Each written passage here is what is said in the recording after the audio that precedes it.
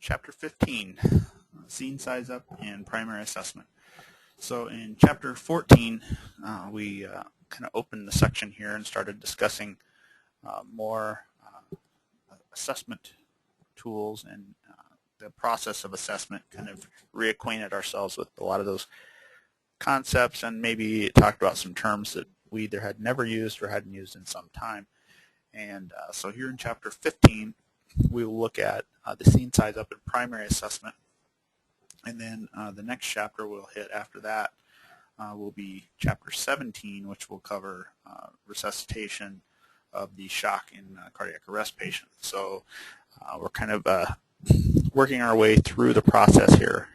And I will remind you that, like all the other chapters, that simply watching and listening to this lecture is no substitute for actually reading and studying the chapter. So if you have not done that, please do so. Our advanced education or advanced AEMT education standard says that the AEMT will be able to apply scene information, patient assessment findings, including the scene size up, primary and secondary assessment, patient history, and reassessment to guide emergency management of our patients. You have a handful or two of objectives for the chapter, and that those can be found on 348 and 349 in your text. All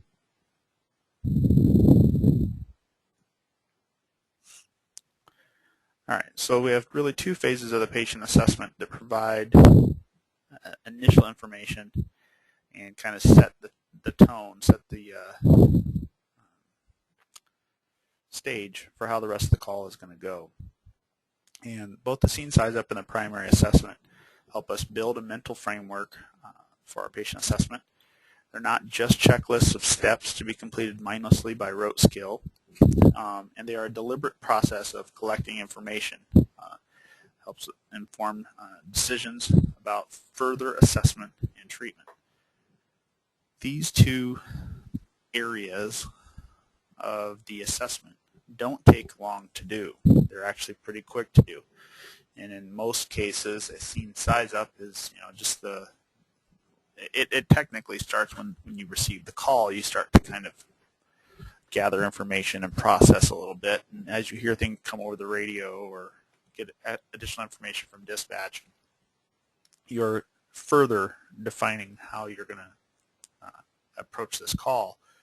But really, the majority of it occurs when we get on scene and as we're approaching our patient. So we're talking a matter of 1 to 2 minutes in many cases. And then the actual patient primary assessment should, in reality, in most cases, take about 1 minute, 60 seconds to complete.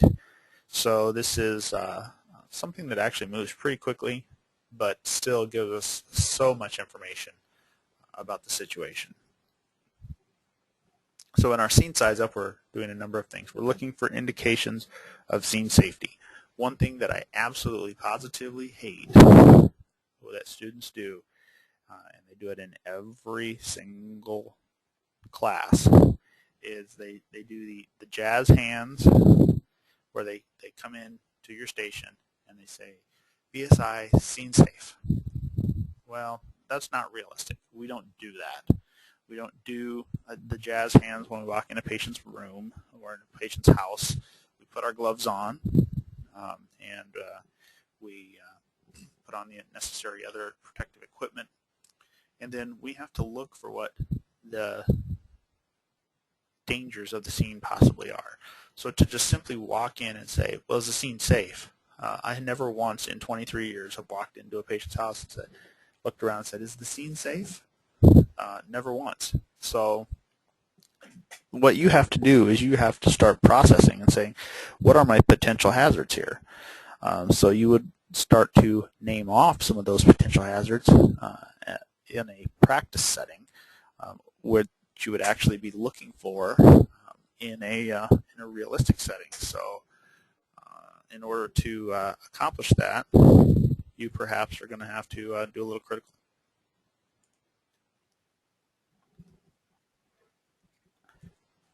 We're also going to look for the number of patients involved, and the number of patients can vary greatly. Of course, most of the time we deal with one patient. However, it's something you have to to keep in mind you have to keep looking at every time, because it's very easy to get complacent, think you're only going to have one patient. And in those cases, you need to make sure that you haven't missed anything. So multiple vehicle collisions, actually even single vehicle collisions, fights or assaults. There typically are 2 or more people involved in some sort of an assault. Just because only one of them is apparently hurt doesn't mean that the other one doesn't have a need as well. So keep that in mind. The general nature of the incident. So what do we got? Do we have a trauma? Do we have a medical? What's our basic MOI or NOI of what's going on here? And then it guides us in some operational decisions. Do we need to get additional help? Do we need to call for resources that we don't have available to us immediately? So fire, extrication, utilities, those sorts of things. It also gives us an indication of how initially we need to approach our patient. If we approach our patient and they're looking directly at us, we know that we've got, and we're making eye contact, we know that we probably have a little bit more time. The seriousness of this call is probably not as bad as it could be. Yet if we approach and get no response out of the patient at all from us coming on the scene, it's probably going to be a little bit more of a hurry up. In our primary assessment, we're collecting and acting on the information about the immediate threats to the patient. So we're going to, through our senses of sight, our hearing, smell, and touch, kind of start to gather some basics, complete a rapid analysis of what's going on, and the process is completed within 30 to 60 seconds with many observations made simultaneously. When we do this in an educational model, remember you have to be able to speak those things that you're observing. You need to be able to tell us what you're doing as opposed to just doing it. And that can be tricky a little bit because we're not used to doing that. And particularly if you have multiple people that are kind of working on the patient, you can obviously achieve this much quicker. 60 seconds for a person doing it by themselves, but in many cases it's less than that. Think about it goes with your case study on 349. So our scene size up. So we're observing the scene to determine the mechanism of injury. We're looking to see what do we have going on and what do we need to be prepared for. So in this case we have a vehicle that's taken a pretty good impact to the rear end of the vehicle. And it appears they're pulling at least one patient out on the driver's side. It looks like there's another patient that's already been removed from the that's over on the passenger side of the vehicle. What we don't have from this piece of information is where's the other vehicle. There's got to be another vehicle involved with this incident somewhere. So did it keep going, which I'm guessing is fairly doubtful from the looks of this vehicle. Is it off in a ditch? Is it on the other side of the road? So we're missing some info there. We got law enforcement on scene, there's EMS on scene, you got fire on scene. What can we gather here? It's sunny, it looks like it's a dry, clear day out. All those things kind of play into it. So we're going to start collecting our information before ever making initial contact with our patient. Again, I said that this kind of comes from when we get the page. So the call goes out and somebody starts processing.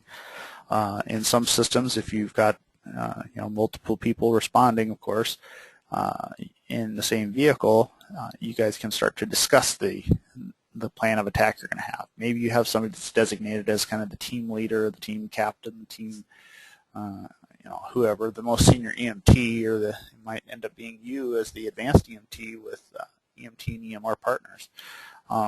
That person kind of starts directing how we're going to approach this, and you throw ideas back and forth. So try to determine which is going to be the best plan to approach this patient and this incident. It's going to informs our decisions about additional resources needed. So like I mentioned, do we need fire? Do we need law enforcement? Do we need aeromedical? Do we need second, third, 15 squads? Do we need to call for paramedics? So there's a lot of decisions that need to be made, and it's going to be very dependent on your local system. You know, in some systems there's automatic dispatches, and other systems, you know, there's nothing automatic. Sometimes you work in an exclusively ALS system where there is no option for there to be BLS to respond. Sometimes it's BLS. Some of the smaller services, maybe surrounding a larger city, has BLS, and the hospital or the larger city or the countywide service provides ALS, and there can be that tiered response. Who's responsible for extrication? Maybe it's a county conglomeration. Maybe it's the individual fire departments. So you have to know those different things, and then also knowing your utilities well. So if you have somebody who's hit a house and hit the gas main, do you plain call the utilities and they come out and take care of it all? Or is there a separate gas company and a separate electrical company, and is there a separate water and sewer? So you kind of have to know those sorts of things. Who is your helicopter? How far out are they? How long is their usual response time? So there's lots of things that have to be considered before you ever even get to the call. And then you start to prep yourself with personal protective equipment and the standard precautions that you're going to need for that incident. And at a minimum, this is generally gloves. Gloves is a good safe bet to start. It should be just dang near every call that you're using gloves. It's not absolutely positively required, but the rule says if there's the potential for there to be exposure, then that person has to be protected with at least gloves and or eye protections and masks and so on and so forth. So it's just a good idea. If you don't put gloves on immediately, there's a good chance you won't put them on. The other thing is if you jump out of the squad without your gloves, there's a chance that you might get into a situation that you don't have time to put them on. So it's probably a good idea to always have a pair of gloves in your pocket when you're on duty or you're going on a call. So you've got them there. And that's not to say that we wouldn't ruin a pair of gloves and have to switch them out. Now, sometimes that PPE goes further than our standard precautions. Sometimes that means bunker gear, helmets. Helmets are coming to EMS.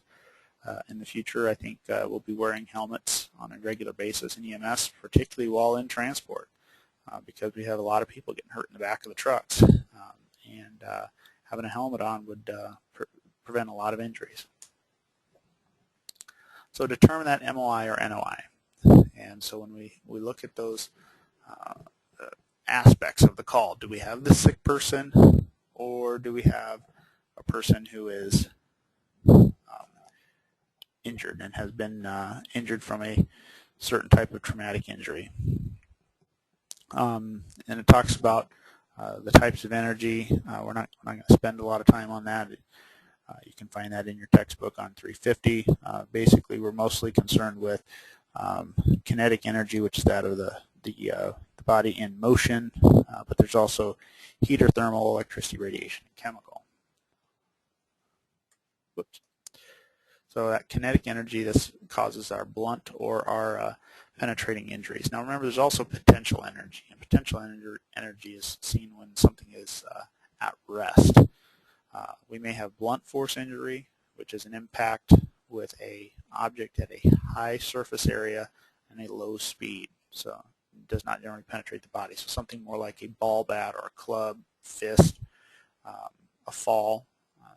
It's a low speed and there's a lot of surface area. Whereas opposed to a penetrating trauma, we're talking about a very small surface area, and it can have either a low or a high velocity impact that results in penetration. So we could have a bullet come from a high-powered rifle or from a handgun. Could be an arrow. Could be a knife.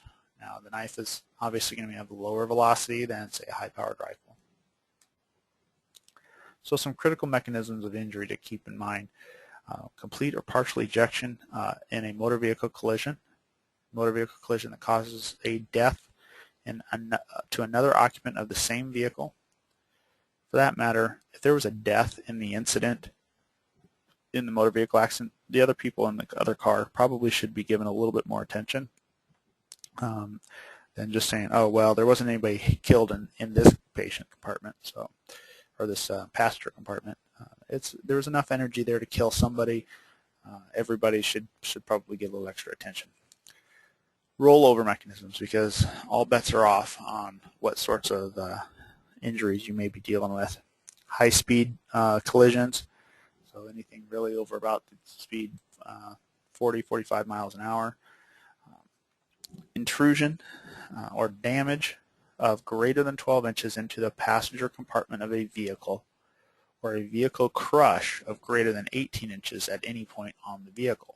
So when we say greater than 18 inches, anything from the front bumper or the back bumper, if it's pushed back 18 inches or pushed in 18 inches, that should be considered high intrusion damage.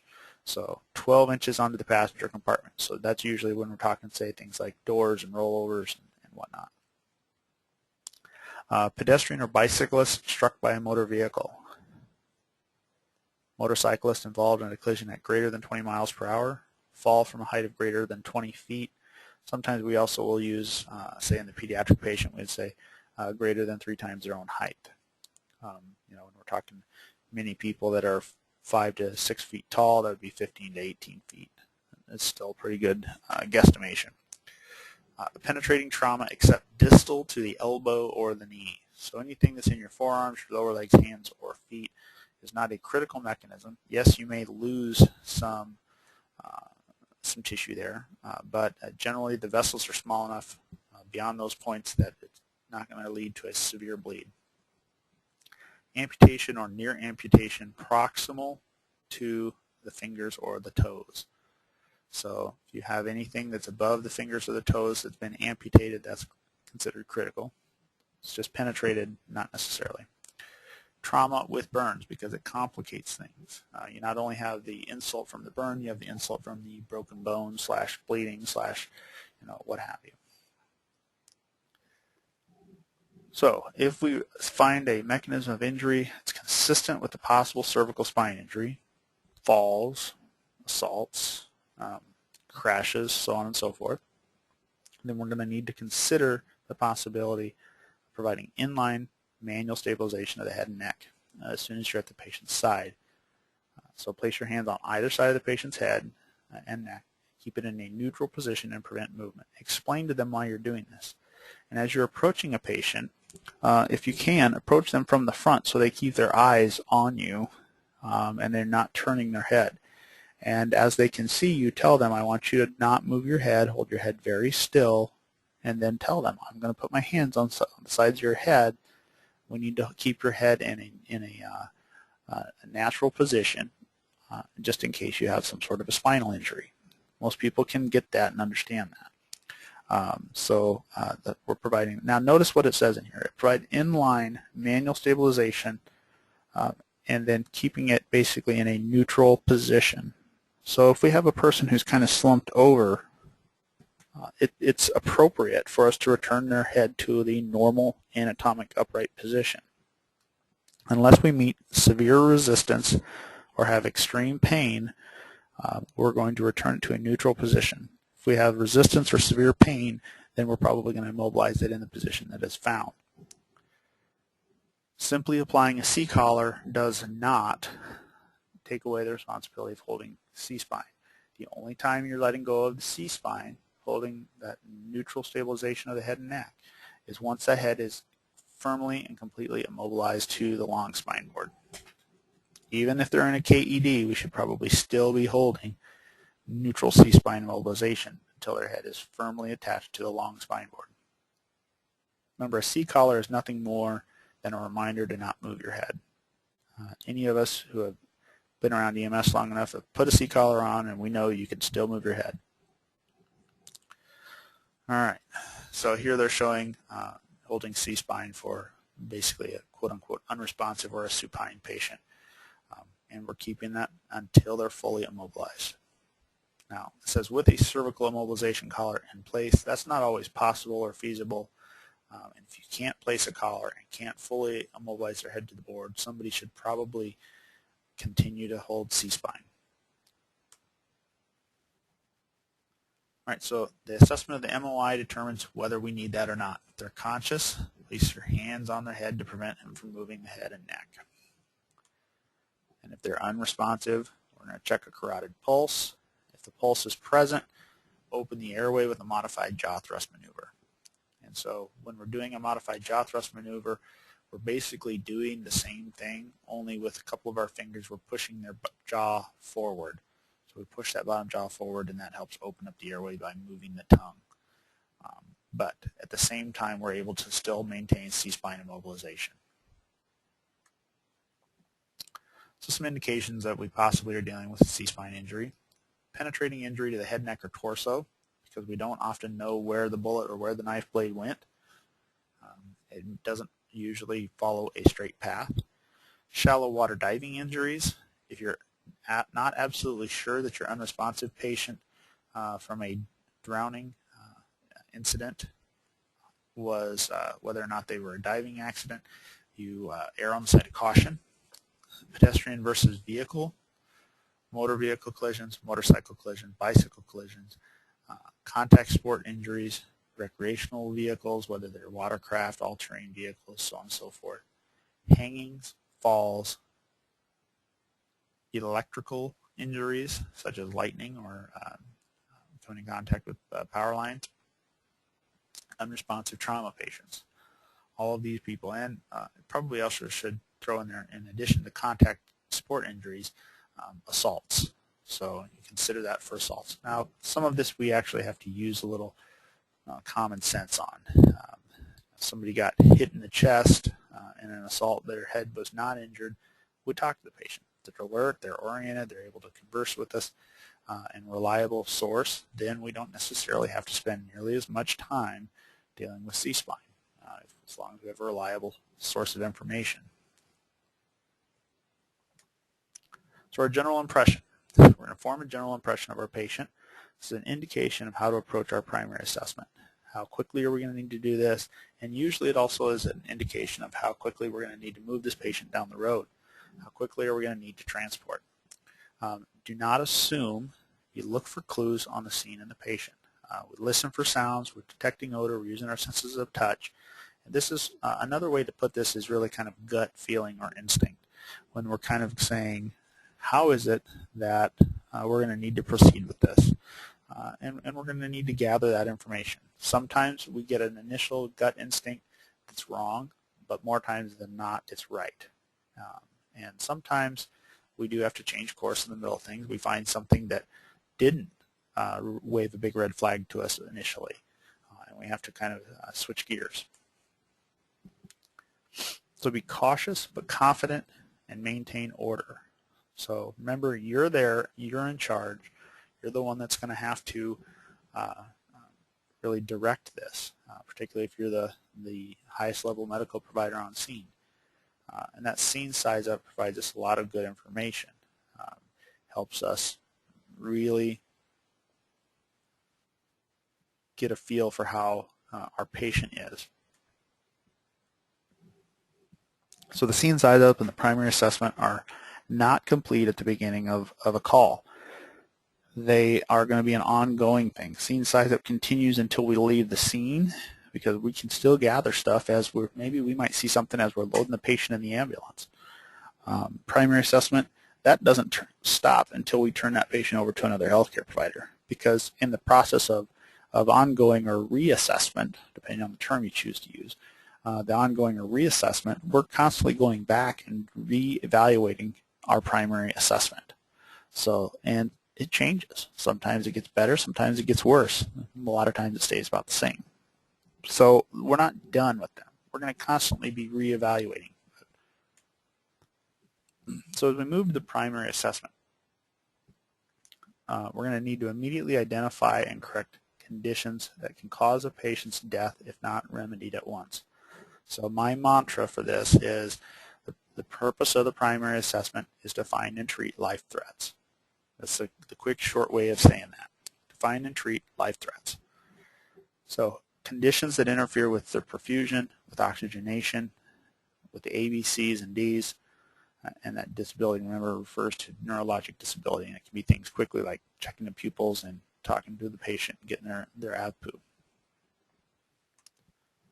So patients who appear to be unresponsive and not breathing or breathing ineffectively, we're going to check a carotid pulse before opening the airway. We're going to switch to that CAB mechanism that we learn in CPR. This is hard for some of us old school folks who were taught ABC, ABC, ABC for so stinking long.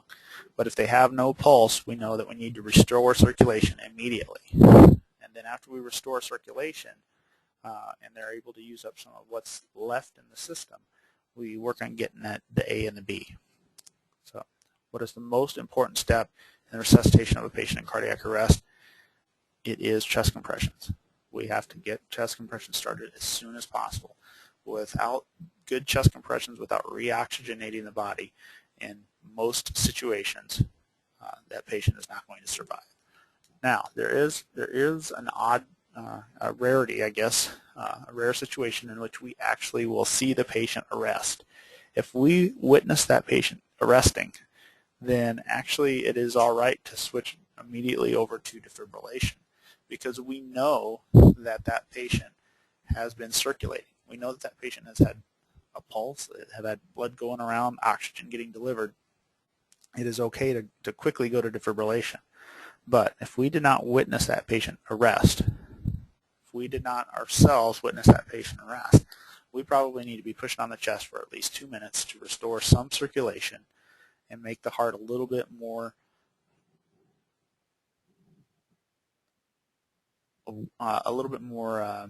receptive to defibrillation. So to do our primary assessment, we really don't need a ton of stuff. We need our personal protective equipment, portable suction, some simple airway adjuncts, potentially a bag valve mask device,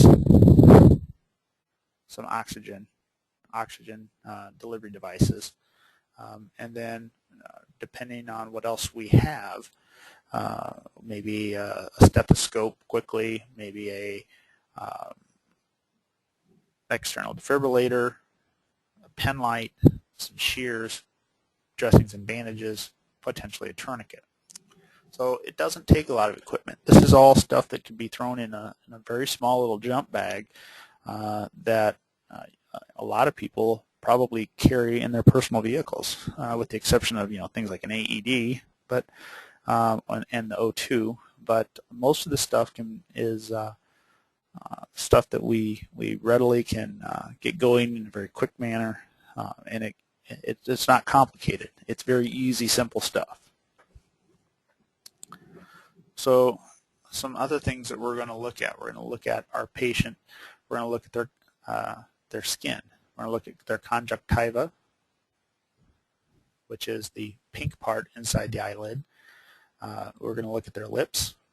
We're going to look at the oral mucosa, the fingernails or the nail beds, and the circumoral, or the area right around the mouth and on the skin. Those are all areas that we can look for cyanosis, and we can look for a general skin vitals. So that primary assessment is going to include things such as their general appearance. So how does that patient look to us? We're going to determine their sex and their age. Sometimes that's easier said than done. We're going to look at whether they're responsive or they're unresponsive, their skin color, and their levels of distress. Those are all kind of major general appearance, general impression items that we're going to gather. Kind of gives us a one-stop shop, one-stop quick look at our patient. So do we have male, female? How old are they? Are they more likely to have medical issues or trauma issues? How do they look offhand? They look like they're in a lot of distress. What's their skin look like? What's their responsiveness? Those are all things we can do really, for the most part, before we even approach the patient. So as we're walking across the room, that's stuff we can gather as we're getting close to our patient. That's kind of what some people refer to as the doorway assessment. So what's kind of your initial take? You know, do they look like they're having respiratory distress? Are they slumped over? What have you. We use the AVPU initially.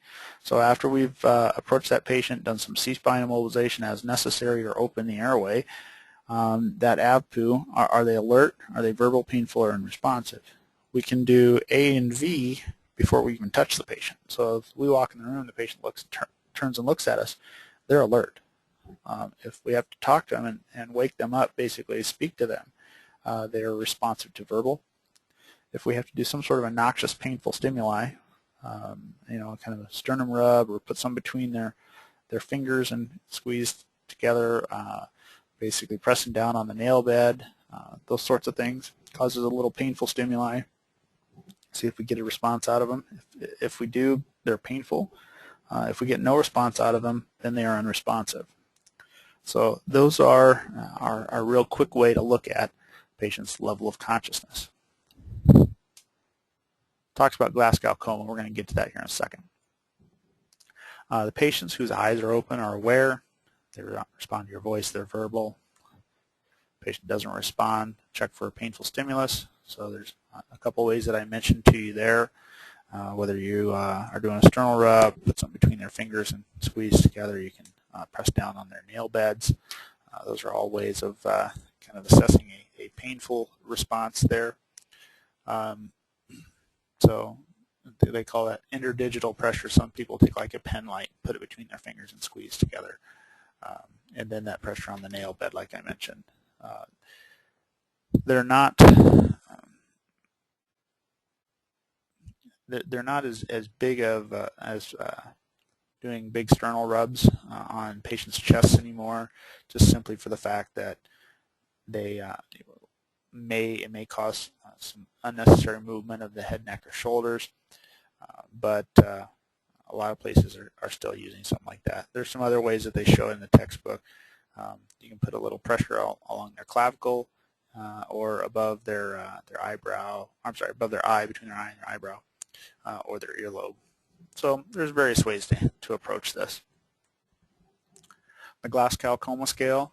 This is a nemesis of mine. I'm not a big fan of the Glasgow Coma Scale, yet it is still the standard. It is something that you will be tested on. So if you've not committed the Glasgow Coma Scale to memory, it is now time to do that.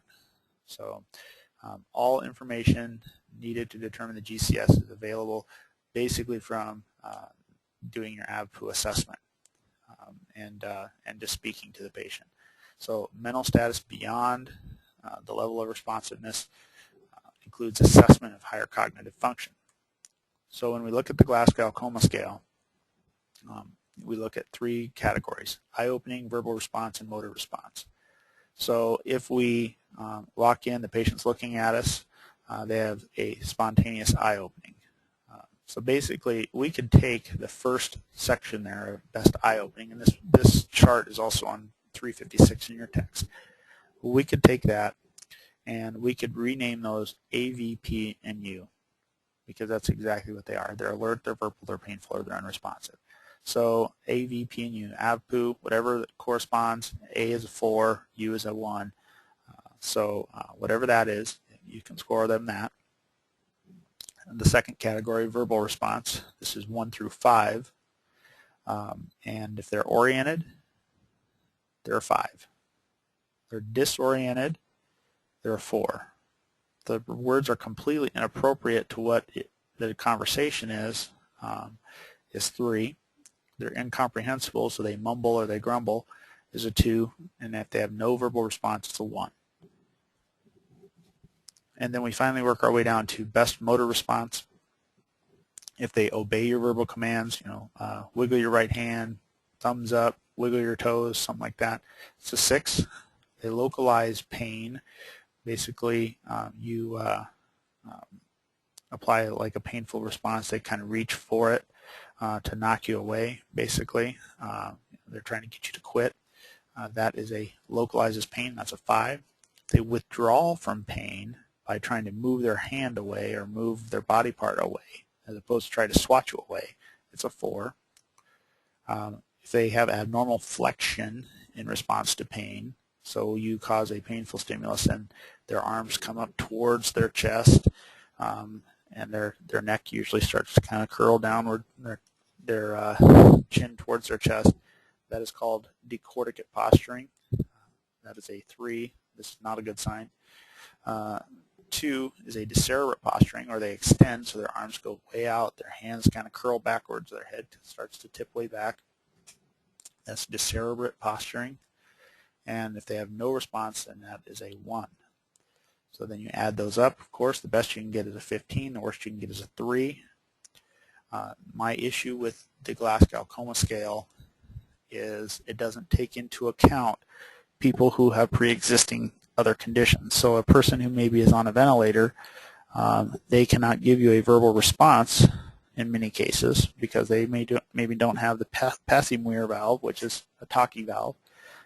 So if they can't give you a verbal response, then they automatically get a 1. So it doesn't accommodate all of our patients. This basically requires us to kind of have an idea what this patient was to begin with. The other thing is if I simply call in on the radio and say I have a patient coming in with a patient with a Glasgow Coma Scale of 12, that doesn't tell you where those missing 3 numbers are from. So right now it's the standard. It is the system we currently use. There's really not a better system out there yet. I'm hoping that someday we'll come down with a better system, but it is currently the standard, so you'll need to commit that to memory. If we have a decreased level of responsiveness, it usually is an indication to us that their brain is either deprived of oxygen, circulation, glucose. There may be an injury to the brain. There may be some drugs on board, toxic exposures, environmental extremes such as hyper or hypothermia. They may have an infection, may have a endocrine or metabolic derangement, so something in their body with the hormones or electrolytes and chemicals are not quite right. And so those are all things that can change responsiveness. The big key ones there we have are O2, glucose, injuries, and then drug overdose being the ones that we really have some things we can do a lot about. The time, though, that we can do something about a drug overdose, remember, is at the AEMT level when it's an opioid or a narcotic, specifically a narcotic. Other drugs we don't have the capability of doing much with. So do not delay inserting an appropriate airway, performing ventilation, and transporting the patient. These are things that once you make a decision that yes, we need an airway, yes, we need to ventilate or do compressions or transport the patient, that's something that we need to get on. If we're in question, it's probably something that we need to do. You're like, should I suction him or not? And then the answer probably is yes. If you have to really consider and think about it, you probably need to do it. So don't delay those things. Now, appropriate. When we say appropriate, that doesn't mean we have to go big guns. That doesn't mean we immediately bust out a king airway or a combi tube and jam it down this person's throat. Sometimes we do just fine doing a head tilt chin lift with an oral airway and a bag valve mask. So even paramedics have a hard time with this because paramedics love to do endotracheal intubation when they look down somebody's throat, put a tube right between their vocal cords. And it's sometimes a hard lesson to learn. Sometimes less is more, and sometimes just because you can do something doesn't mean you should. So if we have our responsive patient, then we look for the chief complaint. If we have an unresponsive patient, that in itself is the chief complaint. You either are unresponsive or you're able to tell me a chief complaint, or altered mental status, I should say. So observe for evidence that the airway, breathing, and circulation is compromised. So we have a number of those things that we look at, whether they have noisy breath sounds, the rate is out of the typical order, we see blood spraying out of them, we hear weird sounds coming from their upper airway. And then some chief complaints make patients a higher priority transport. So let's talk about some of those. So selected high priority chief complaints that we need to move them along. This does not say immediate emergent transport to the ER. It just says let's not dink around. Let's move them towards the hospital sooner rather than later. So things such as abdominal pain, acute non-musculoskeletal back or flank pain in the patient greater than 60 years old. So, if it's not a back injury and they're greater than 60 years old, it actually could be potentially a cardiac issue. Indications of a GI bleed, other indications of internal bleeding, including hematuria and hemoptysis, hematuria, blood in the urine, hemoptysis, blood in the sputum, or even if we had blood in the vomit, so like they mentioned in the GI bleed. Chest pain or discomfort in the patient 35 or older, difficulty breathing or shortness of breath, dizziness in the patient greater than 65 years of age. A lot of times that's related to their heart. Acute severe headaches, could be a brain bleed. Acute onset of neurologic deficit, slurred speech, facial droop, weakness, paralysis, so signs of stroke basically. Seizures, immersion, submersion incidents, drownings, electrocutions or lightning strikes, poisonings and overdoses, syncopes, and abdominal pain. I'm glad we have abdominal pain in there twice. But those are some select chief complaints. Now, as soon as we say that, you also have to take it with a grain of salt and look at your patient. Because sometimes patients will tell us something, but they really don't, their presentation really doesn't support it or back it up. Some things we have no way of really knowing. We don't have any way of really knowing whether they're having pain or not. But you can look at and take a look at the patient and say, does this patient look like they're in a lot of distress, or does this patient not support that? For the unresponsive patients who are not breathing normally, perform the CAB assessment. So we start compressions on their chest as necessary. We may have to check their pulse. If they have a pulse, then we just go up to the A's and the B's. But if they don't have a pulse, then we are going to have to start with chest compressions and then work our way through the airway and the breathing. So unresponsive patients who have a pulse, proceed to airway. Patient with a pulse that's absent, begin resuscitation. So assessing the airway. Obviously, this is the passage between the lungs and the environment. It has to be open, or what we refer to as patent, not patient. Patent. Some people will say patent. Without an open airway, that patient ability to breathe is in danger. So they have the potential for hypoxia and something that we need to work quickly to reestablish whenever possible. We need to immediately correct any condition that partially or completely obstructs the airway. If it's the most common airway obstruction is the tongue, so in those cases we may need to work to quickly open their airway with one of our manual maneuvers and get their tongue up off the back of their throat. If it's a foreign body, such as food, toys, whatever, we may need to work towards doing a Heimlich maneuver or a abdominal thrust, chest compression, back blows, depending on the patient category that we're dealing with. So any patient with that decreased level of responsiveness has a risk for airway obstruction. They have a risk to lose their airway. They have a risk of vomiting and causing some aspiration. So it's something we have to constantly keep in mind and constantly reassess. So like I mentioned, the relaxation of the muscles are the most common cause of airway obstruction, causes that tongue to relax back. Other things to consider, do they have a gag reflex? We may note that if we're trying to do some suctioning with a Yankauer. If the patient's completely unresponsive, we may try to put in an oral airway and see if we get a response out of that. If they don't, they have no gag reflex, they are particularly in danger of losing their airway. There's a very high risk of vomiting. Depending on what we need to do with our patient, if the patient's unresponsive but ventilating okay, we may choose to put in a nasal airway and put them over on their left side in case they would vomit. It's often called the recovery position, but you put them on the left lateral or come up position, and that way if they do vomit, it's bought us a little bit of time. We can have our suction ready to go. We can reach over, flip it on, and be suctioning in seconds. Stroke patients, they may have an impaired ability to swallow, and they're going to be at high risk for aspiration, so it's something to keep in mind. Drug overdoses are much the same way. Diabetic patients are very similar. So, if we hear sounds of snoring, stridor, which is a high-pitched squeal or crow, gurgling or coughing, that all indicates that there's something in their upper airway that's giving issues. Maybe it's something simple. Maybe they've got a little tickle in their throat from some nasal discharge or secretion.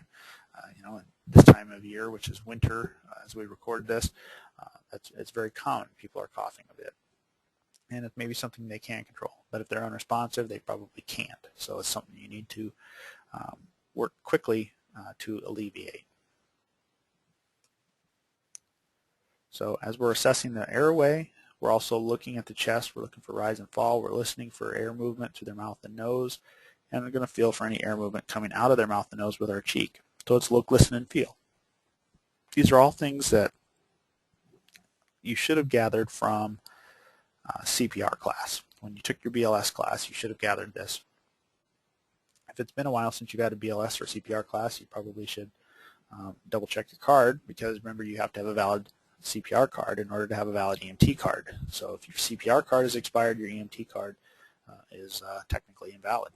So, assessing the airway, the patient with decreased level of responsiveness, begin that manual positioning. You, of course, have to take into account what your suspected mechanism is, whether it is trauma or medical. Trauma patient, err on the side of caution, use a modified jaw thrust. The medical patient, of course, head tilt, chin lift. Look, listen, and feel. And that air movement confirms that you have an open airway. If you get air moving back and forth through there, things are probably in pretty good shape. If we have inadequate air movement, then we need to begin bag valve mask ventilation or pocket mask ventilation, depending on what we have at hand. Check that you position the head and neck properly to open the airway. This is so commonly forgotten about when it comes to BVM and airway management, particularly in a testing setting. Is people they don't even choose to open the airway. They don't choose to check the positioning of the head. They just immediately go to slap on a pocket mask or a bag valve mask and try to ventilate, and we end up having to tell them no air is going in. And people get led down the wrong path because they didn't do something so basic and so simple. But you have to, if you're not getting air to go in, that's the first thing to check. If air's not going in well, we don't see good chest rise and fall, make sure that we have positioned the airway appropriately.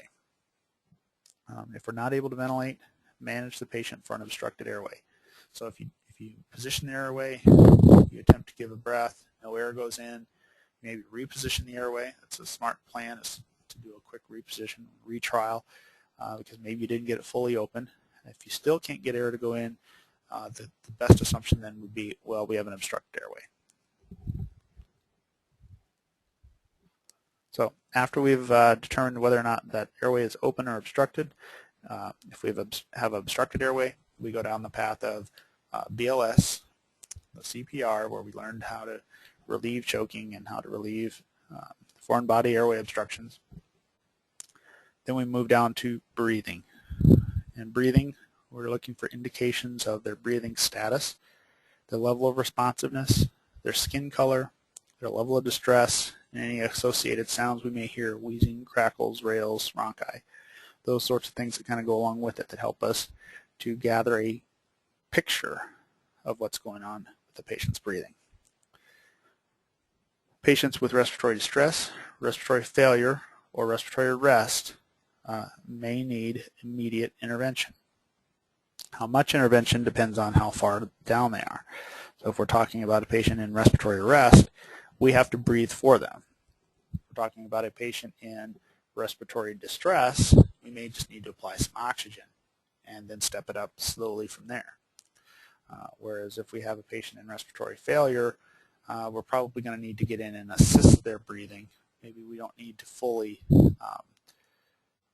ventilate them, but we can help them, or maybe we need to consider something along the lines of CPAP to help them with their respiratory distress and failure.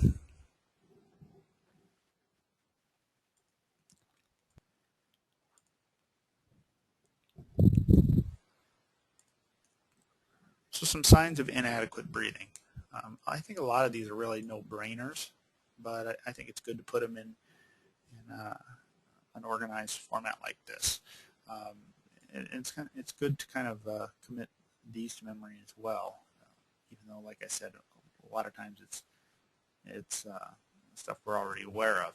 But increased work of breathing and or use of accessory muscles depends on the patient. Depends on are they an infant or a child? Are they an adult?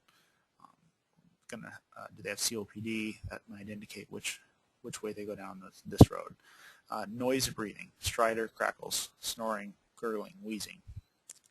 Decrease or absent air movement or breath sounds. They may be alert, they may be looking at you, but you hardly hear any air moving at all. That's generally a pretty ominous sign, something that we need to be fairly concerned with, that the patient just isn't moving air. Apnea or respiratory arrest, both being the same. So no breathing, or basically agonal breathing. Agonal is guppy breathing, kind of you threw the fish up on the bank and it kind of flops around for a little bit, gasps, gasps, gasps, and that's about it. So a ventilatory rate less than 8 or more than 30 in an adult. 8 and 30 are pretty good boundaries. People that are breathing more or less than those really are probably really struggling. So we know that the norm is 12 to 20, and that 12 to 20 for most adults is where we do find a significant majority of our patients. A few patients with some maybe chronic obstructive pulmonary disease might constantly be in a 24, 28 per minute range. But anybody beyond those are probably really, really in trouble. Irregular breathing patterns. Not always is this an issue, but if they have not had an irregular breathing pattern in the past, it can be. Most irregular breathing patterns are an indication that there is an issue with the central nervous system. Cyanosis is another one. Cyanosis, when we get kind of blue. All right, cyanosis is the remember, blue coloration of the skin, typical around when we looked at that picture a number of slides back, that basically you find on page 354 in your text, figure 15.6, is showing you the lips, the oral mucosa, the circumoral area, the areas around the lips, the nail beds, the conjunctiva of the eyes. So common places to find cyanosis. So alterations in mental status also are a big indicator or big potential sign that we have some inefficient breathing going on, as well as patient complaining of chest discomfort, low SATs, so on and so forth, kind of help us determine whether we have inadequate breathing. A lot of these kind of match up with indications for oxygen administration, which we're going to get to here in a minute.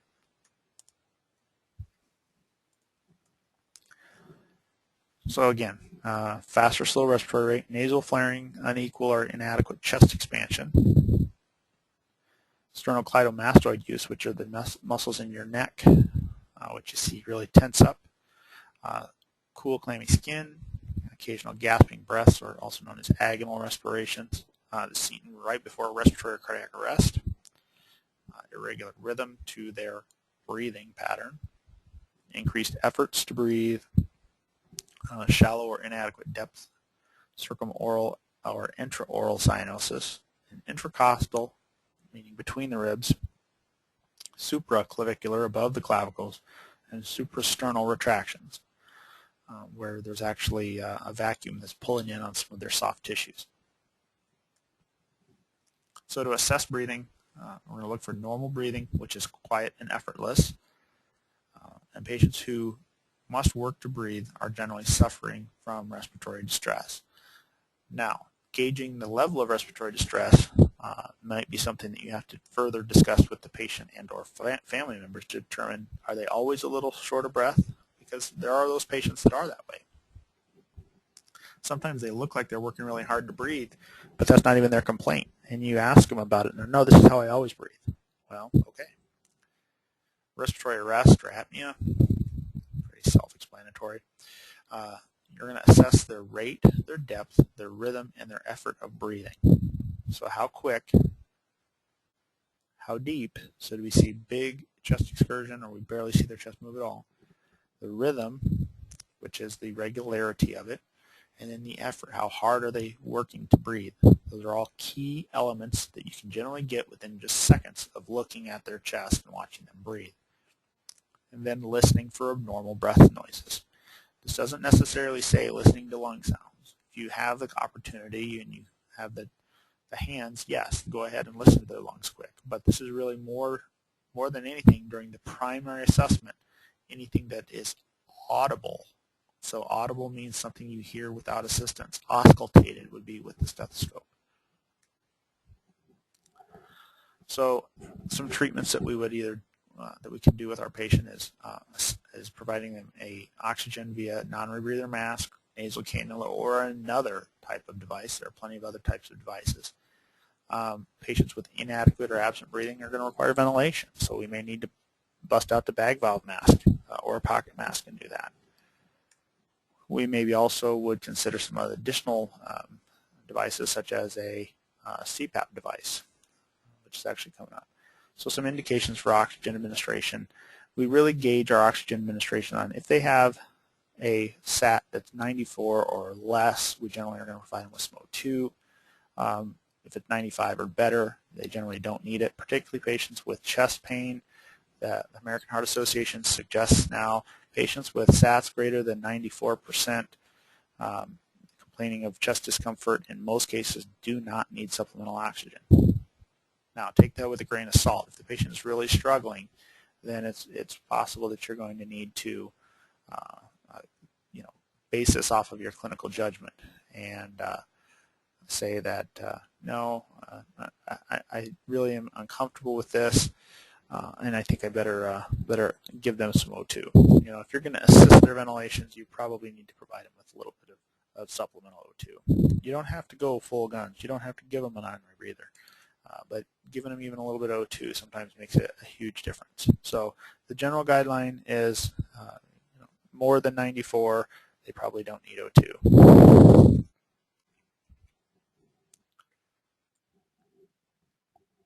So any patient requiring assisted ventilations, like I mentioned, patients that are in severe respiratory distress or respiratory failure, cardiac and respiratory arrest, we just got to be careful not to overventilate these people.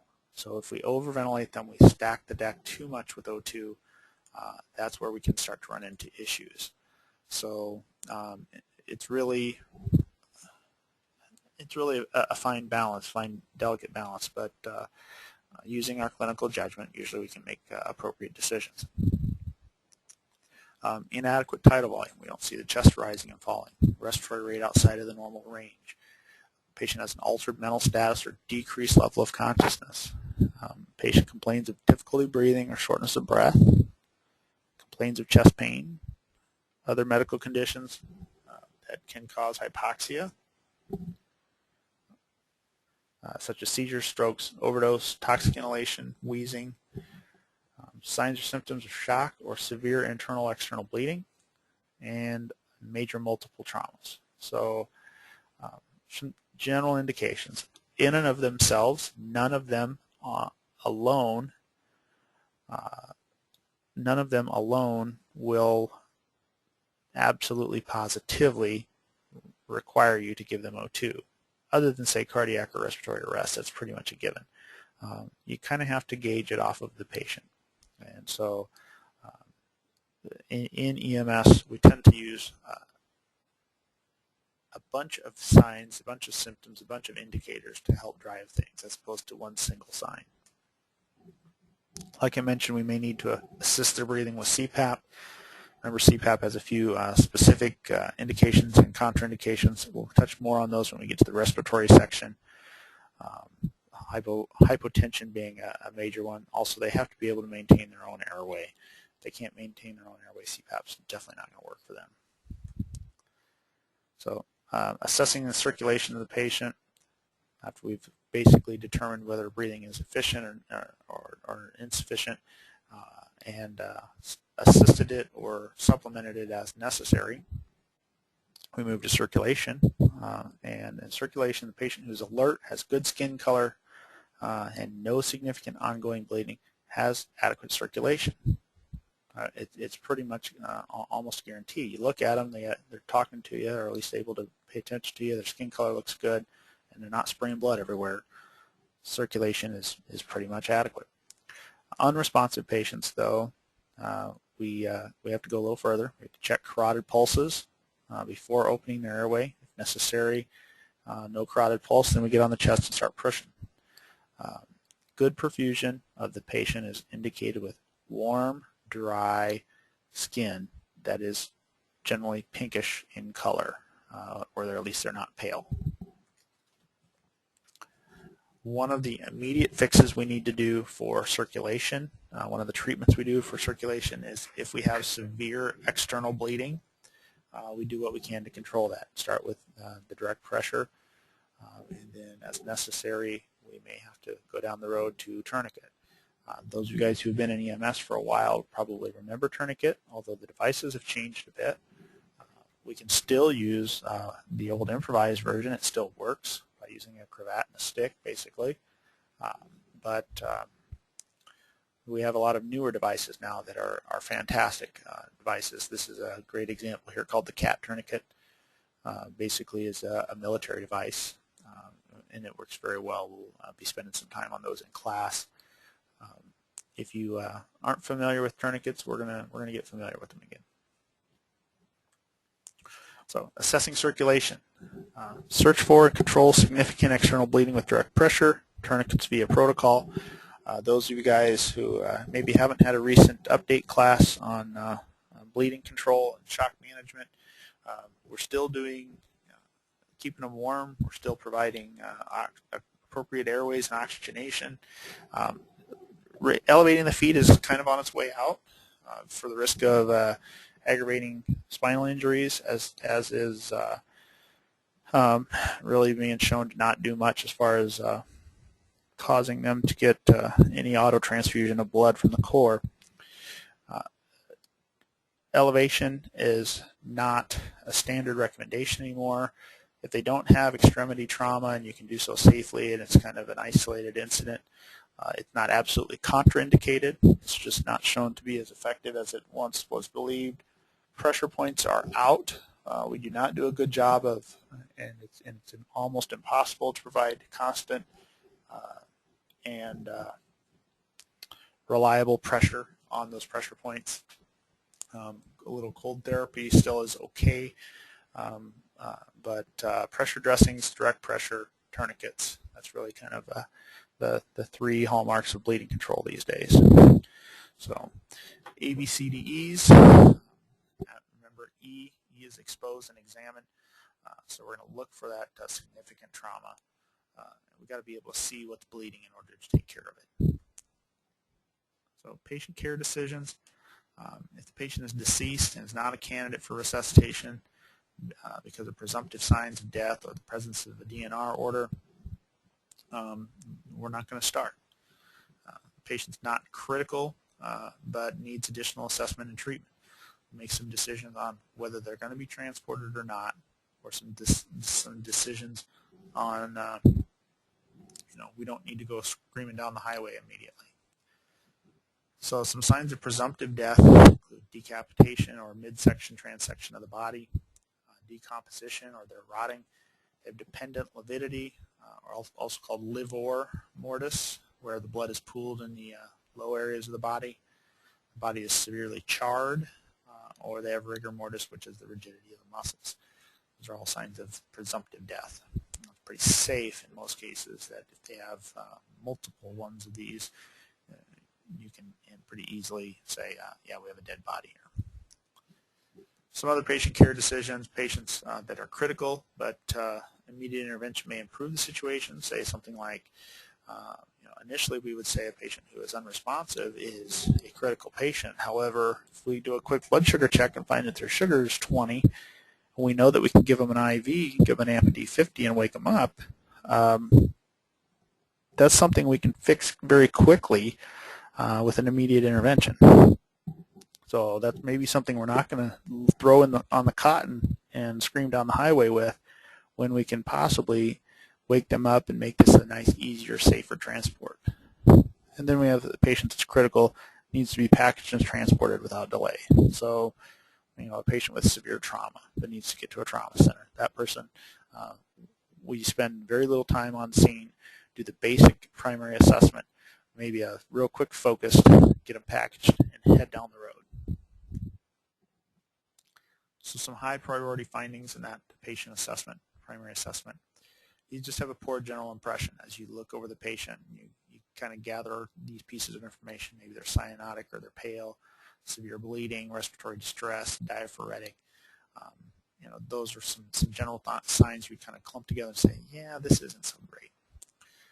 Cardiac or respiratory arrest, a decreased level of responsiveness or altered mental status, compromised or obstructed airway, inadequate breathing, signs of inadequate tissue perfusion, so absent or weak pulses, bradycardia, severe tachycardia, pale, cool, clammy skin, and significant external bleeding or suspected internal bleeding. So those are high priority finds in and of themselves. None of them are an absolute. Cardiac and respiratory arrest, people are like, oh yeah, that's a high priority. Well, is it? You have to think about that. In most cases, yes, we do need to scoot them down the road pretty quickly here, but there's also a lot of things that we can be doing on scene initially with some defibrillation and good CPR and getting an airway. So it's not, show up, oh, they have no pulse, throw them on the cot, head down the road. Do a couple of basic stabilizing things first, then get them prepared for transport. All right, so your primary assessment components have to all be covered. You cannot overlook any part of the scene size up or the primary assessment. It's what gives you the whole picture, what tells you everything that's going on here. So you really have to remember that the primary assessment for everybody is pretty much the same. It's just sometimes we have a couple of shortcuts. Say, for example, with the circulation of the patient who's got good, they're alert, they have good pink skin, no severe bleeding. We know that we've covered those things. Otherwise we're checking for a quality of a pulse, the depth of the pulse, the regularity of the pulse, checking for bleeding and those sorts of things. So real quickly in the responsive patient, here's the short version of this. You perform your scene size up, so as you're walking up on this patient, see she's got some food there, she's sitting on the bench, appears to be alert. So we look at the number of patients. In this case, it appears that there's one. Right now, from our initial appearance, this doesn't look like it's a severe issue. It doesn't look like it's something that we need to be super concerned with. So as we approach the patient, we're noting her skin color, looking for any injuries, any level of distress, look at her level of responsiveness. She's turned towards this guy, so we know she's alert. And so we'll maybe ask some questions to determine how oriented she is to the situation. Her skin color looks good. Doesn't look like we have anything that's real immediate here. Look, listen, and feel as necessary for evidence of airway problems. So is she looking, struggling to breathe? This, my initial appearance from just a still photograph, a static photograph here, she's not cyanotic. She doesn't look like she's really working hard to breathe. So that's probably a good thing. Continue to assess the patient's breathing, looking signs for any difficulty. In this case, he must have detected something. He's put her on a couple liters of nasal cannula there, and then checking that patient's circulation. So he's looked, says, she's alert, she's got fairly good skin color. Let's just double check her pulse to make sure everything's okay. I didn't see any really severe bleeding anywhere, or any bleeding for that matter. So that makes pretty quick work of our patient assessment of the responsive patient. Now, to contrast this a little bit with the patient assessment of the unresponsive patient with a pulse. So perform our scene size up, looking for scene safety, situation, number of patients. Do we need additional resources? Maybe we're going to call for paramedics for this one. So, if there's a spinal injury or suspected spinal injury, manual stabilization. In this case, it doesn't appear that they're suspicious of a spinal injury. So note that patient's general appearance, skin color, any obvious injuries, level of distress. In this case, he's unresponsive. That's pretty distressed. But we'd also look to see is there any notable distress in breathing. So check for their level of responsiveness. So do a hey, are you okay? And they've decided to open the airway here with a head tilt chin lift. Position that patient and check the airway. So evidence that there's some emesis along his face there, so probably going to need to do some airway maneuvers. Can do an oral adjunct here as they've done. Consider, do we need to suction this patient? And then determine what else do we need to do to keep this airway open. Do we need to help keep it positioned? Evidently his breathing is inadequate, so they've opted to begin breathing for him. They're going to watch, look, listen, and feel, and then opt to assist his ventilation with the bag valve mask there. Check the rate and quality of the pulse and control any obvious hemorrhage. If we had reason to believe that there was some cardiovascular instability earlier in the process, we probably would have jumped to that over the airway and breathing that they show here. So some key phases of the assessment. Remember, we have scene size up, primary assessment. We'll soon come to secondary assessment and reassessment. And then don't forget, when we're reassessing, we need to also document. So we're reassessing those primary assessment findings, and we may not get to secondary assessment. We'll be constantly reassessing, but we may not get really to a full secondary assessment. So we're going to document all those ABC things, the level of responsiveness, general appearance. We're going to be looking at things such as our interventions that we've done, see if anything has changed. Have they improved? Have they gotten worse? Has their oxygen run out? Have they bled through their dressings? Okay, goes back to your think about it. So in summary, scene size up and primary assessment are performed on every patient.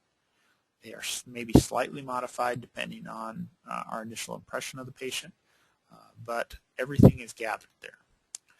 Determine that MOI or NOI, form a general impression, determine whether they're responsive or unresponsive, and check their skin color. Patients must have an open airway. They need to be adequately ventilated or have adequate circulation before we move down the road. So if we're working a cardiac arrest patient, we may never really even get out of the primary assessment, other than we do bounce around to do some reassessment from time to time. But we really don't move far out of the primary assessment when we're working a cardiac arrest until we at least get some response by the patient. So we're going to assess that patient's level of responsiveness, determine their AVPU, do a GCS as necessary. If the patient's unresponsive, immediately check for a carotid pulse.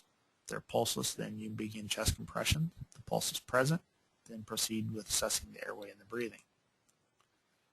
Problems with ABCs, we need to work on correcting them immediately, at least in a basic format, and then work on upgrading and improving that as we go along with the patient. Attempt to obtain a chief complaint from the patient, and that very well could be that it's altered mental status or unresponsiveness. For that patient with a decreased level of consciousness, make sure we're maintaining a good airway. Whether we need to suction that, we need to put in an adjunct, or maybe just a manual maneuver. Assess that adequacy of the patient's breathing. Ventilate as necessary, provide supplemental oxygen as necessary, or consider even moving down the road to CPAP. So if they have inadequate or absent breathing, we got to ventilate. If the breathing is adequate, then we use the supplemental. Assess that patient's pulse, and check for significant external bleeding. Control as necessary, try with direct pressure. We can try with some pressure dressings, and then as necessary, work with a tourniquet. Remember, you can't fix it if you can't see it, so we expose and examine as appropriate. determine a priority transport for the patient. So how quickly do we need to move this patient down the road? Reassess as necessary. On unresponsive patients at least every 5 minutes, or unstable patients. And with stable patients at least every 15. And then document appropriately any of your findings. And it's best to document as you go along, whether you're taking notes or you have a little dry erase board in the back of the truck. It's good to have those things because our memories aren't perfect, so we can forget some. And that wraps up this chapter.